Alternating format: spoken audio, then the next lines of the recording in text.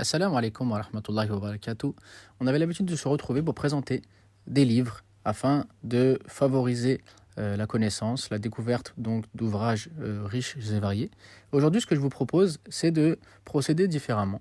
On va lancer une nouvelle série qui sera la lecture du jour. Ainsi, chaque jour ou bien régulièrement, je vais vous proposer de découvrir des extraits de livres en vous lisant un passage parmi les passages qui m'ont marqué dans différents livres. Aujourd'hui, le passage sur lequel je vais m'arrêter est un passage dans la biographie de l'imam Ibn Badis, qui a été édité aux éditions Al-Bayina. Il y a à la page 94 un chapitre qui s'intitule « Le féminisme badissien ». Ibn Badis a fait de l'éducation sa priorité absolue, parce qu'il considère que la renaissance de la nation repose sur l'éducation de son peuple. Ainsi, il est tout aussi important pour lui d'éduquer les hommes que les femmes, les garçons que les filles. Ibn Badis déclare, comme l'enseigne le prophète, salam, lui-même, que les femmes sont les sœurs des hommes dans l'imposition des injonctions religieuses. C'est donc un devoir de les instruire. Il dit, il nous incombe de lui enseigner tout ce dont elle a besoin pour remplir son rôle et de lui inculquer les attitudes féminines qui feront de la femme une femme, non un demi-homme et une demi-femme. Il explique par ailleurs que l'éducation et l'islam ne sont pas du tout incompatibles. À l'époque, il était ordinaire que la femme voile son visage, ce qui était considéré par les Français comme un frein à son épanouissement et à la modernité. Ce à quoi Ibn Badis répondra.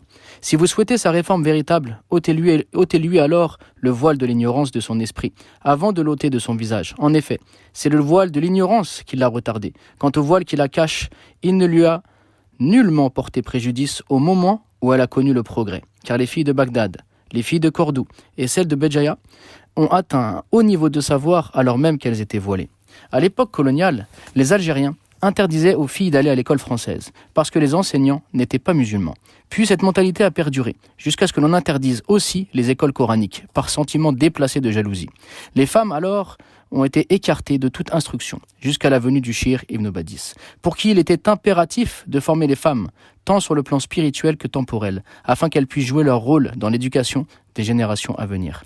Ibn Badis dit à ce propos, « Si nous voulons former des hommes, nous devons alors former des mères pratiquantes, et le seul moyen pour y parvenir est de donner aux filles une instruction religieuse et une éducation islamique. Si nous les laissons ainsi ignorantes de leur religion, il leur est impossible d'attendre de leur part qu'elles forment de grands hommes. » Voilà le passage que je voulais vous citer. Donc il est à la page 94 jusqu'à la page 95. Ce chapitre est encore long puisqu'il va jusqu'à la page 98 et on aura peut-être l'occasion de le découvrir ensemble une autre fois, ou bien si vous vous procurez le livre, vous pourrez donc découvrir ce passage et bien d'autres sur ce grand imam Ibn Badis qui a marqué l'histoire et dont le sous-titre du livre est « Quand la plume soumet les canons ». Assalamu alaikum wa rahmatullahi wa barakatuh.